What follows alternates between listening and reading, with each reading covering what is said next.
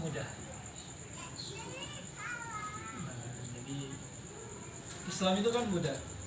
Jadi tidak sesulit seperti yang kita bayangkan. Kalau ada yang sulit berarti mempersulit diri sendiri. Nah, pokok bahasannya itu ada pada pertama. Jadi ada pada apa itu Islam. Yang kedua, Anda salah. Yang pertama iman dulu. Saya ini udah pernah sebenarnya. Yang kedua, dari keimanan maka dia akan ada yang namanya Islam.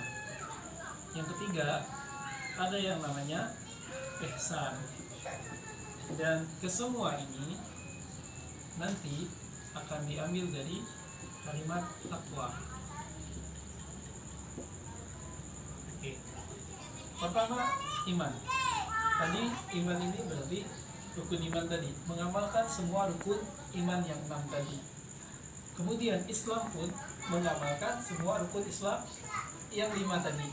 Sementara ihsan ini adalah merupakan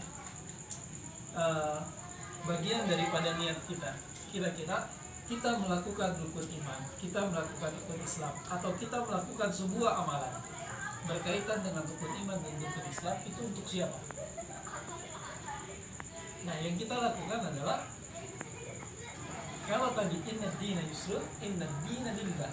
Jadi sesungguhnya agama itu yang hanya untuk Allah.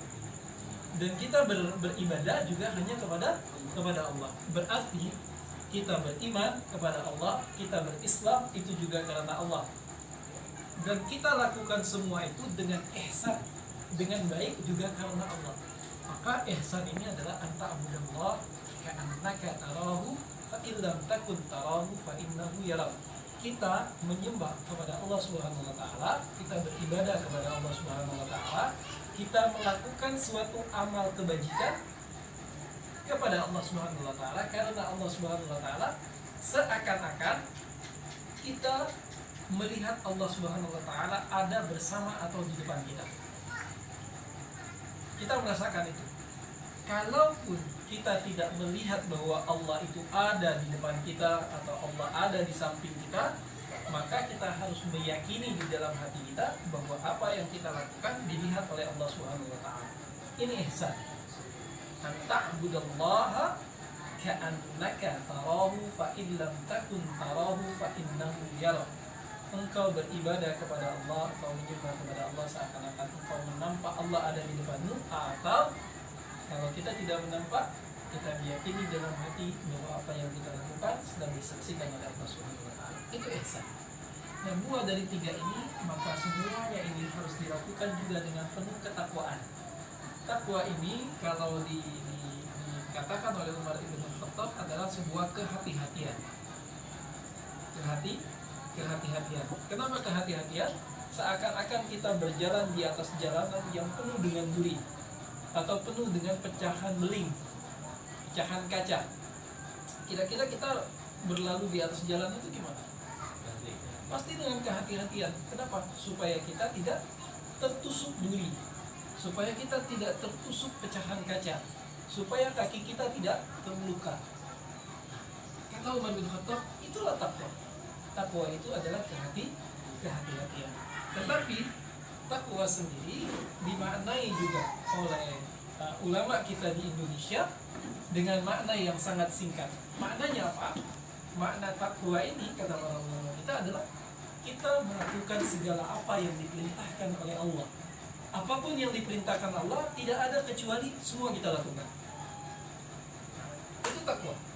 Lalu kemudian tidak cukup kita melakukan apa yang Allah perintahkan, tetapi juga kita menjauhi segala apa yang Allah larang tanpa terkecuali.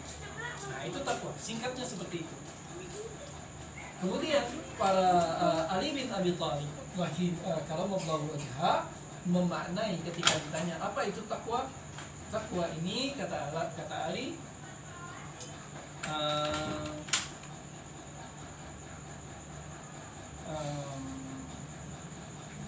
al-khawfu bil jalil. Jadi al-khawfu bil jalil.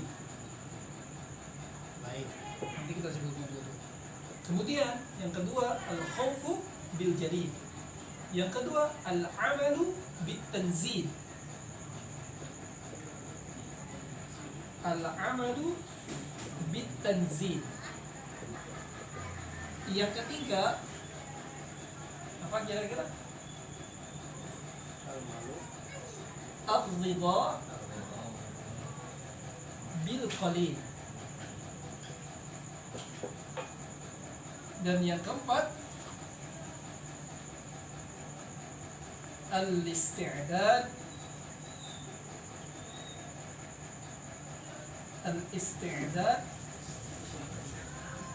liwaqtir rahim.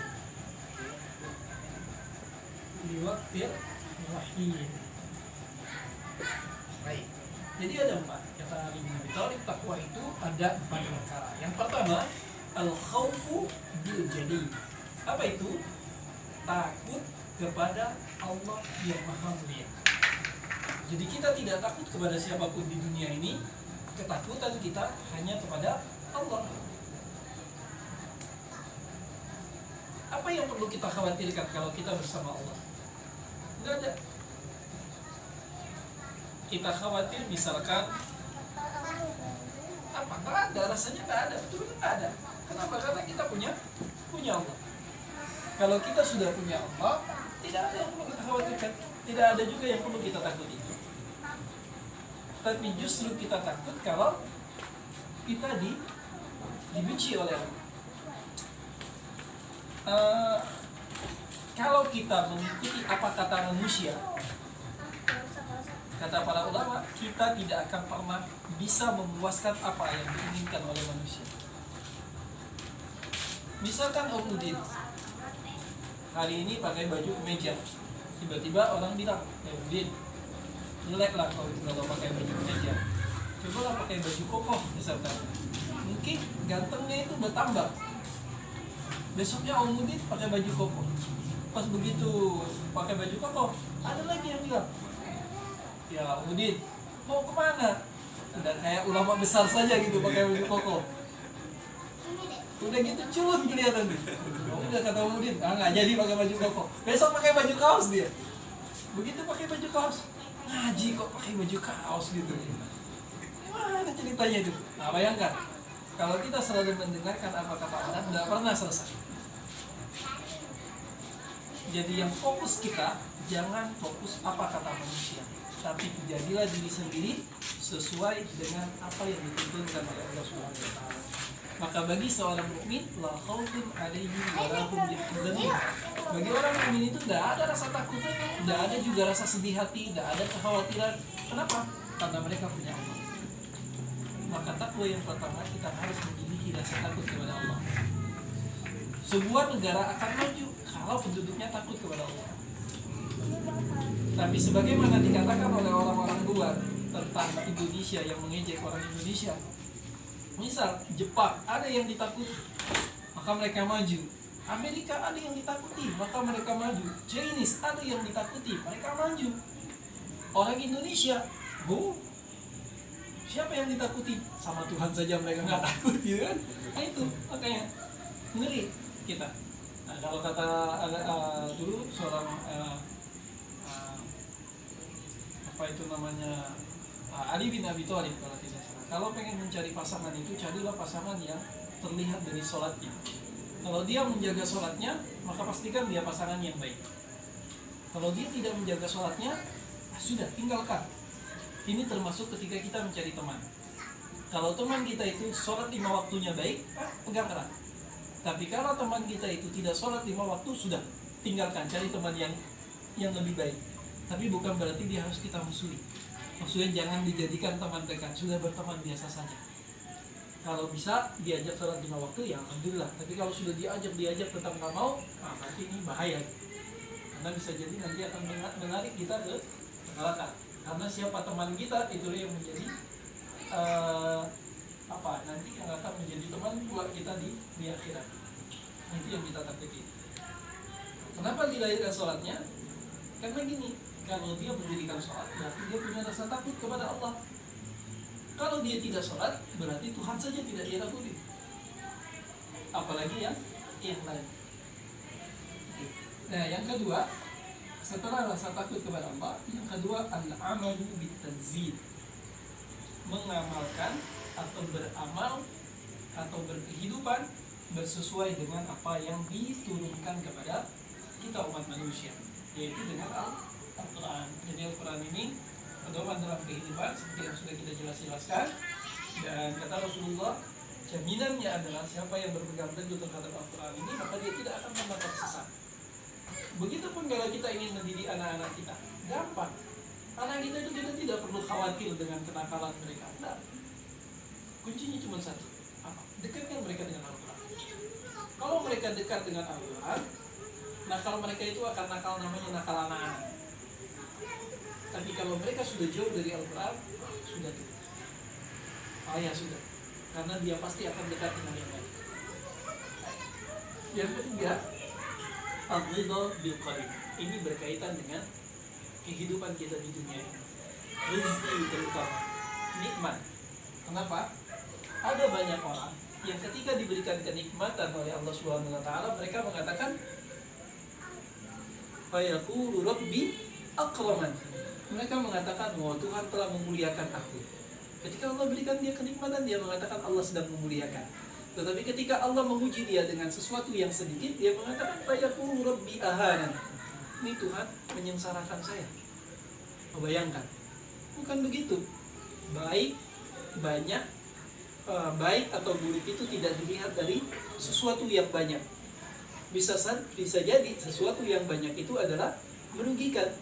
Misal, dulu ada sahabat namanya Sa'labah. Dia minta didoakan kepada Rasulullah SAW agar dijadikan orang yang kaya. Kata Rasulullah, tidak usah, saya doakan saja agar kamu bersabar. Tapi dia katakan, oh enggak, doakan saya supaya Allah memberikan saya rezeki yang cukup. Akhirnya kata padahal mestinya apa?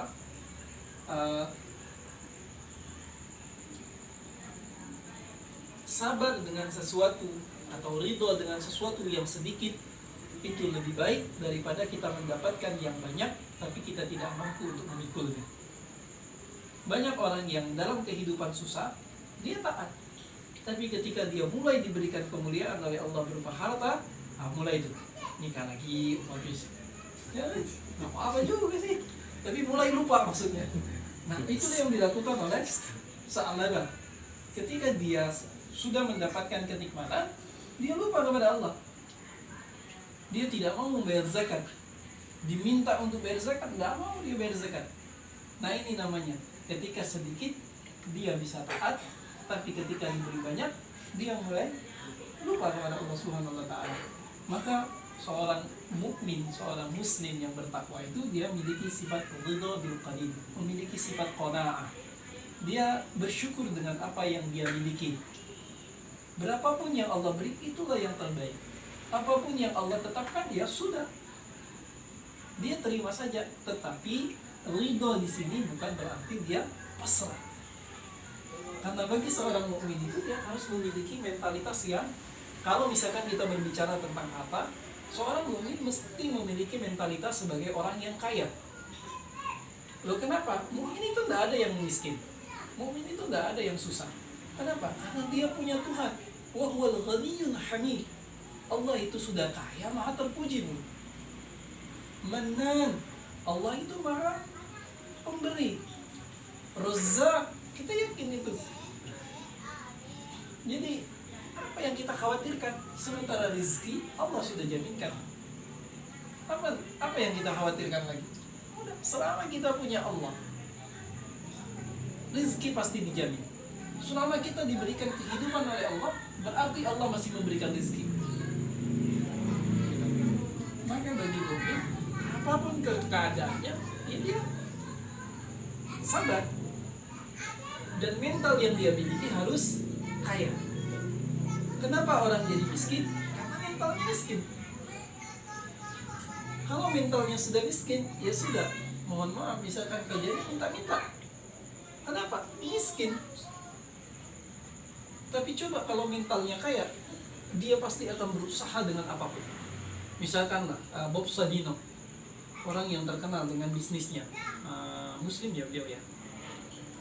Bob Sadino ini ketika ditanya, tentang bagaimana kita memulai sebuah bisnis padahal kita tidak punya modal. Kemudian beliau mengatakan kepada orang yang bertanya, sini maju ke depan.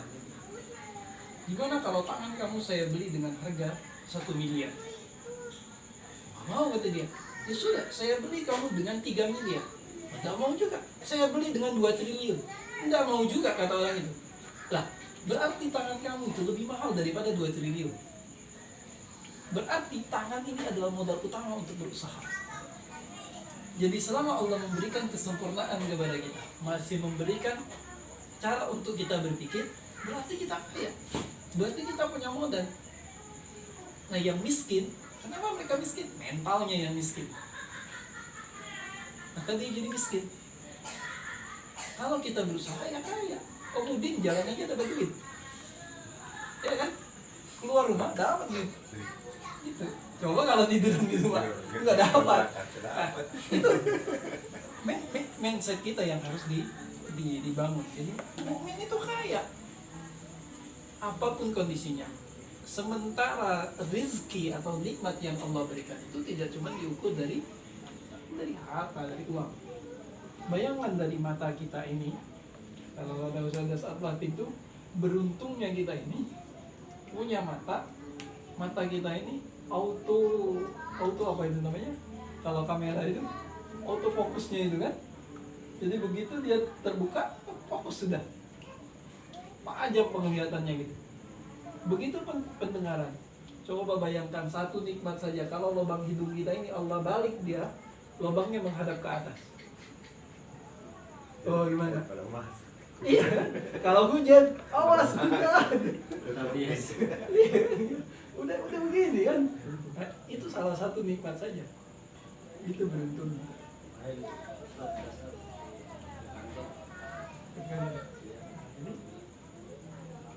Itu Masya Allah. Jadi kita harus ridho dengan apapun ketetapan yang Allah berikan, terutama dalam hal rezeki, karena banyak orang itu tersesat cuma gara-gara rezeki. Makanya ada sebuah kalimat yang mengatakan kadal faqru kufrun.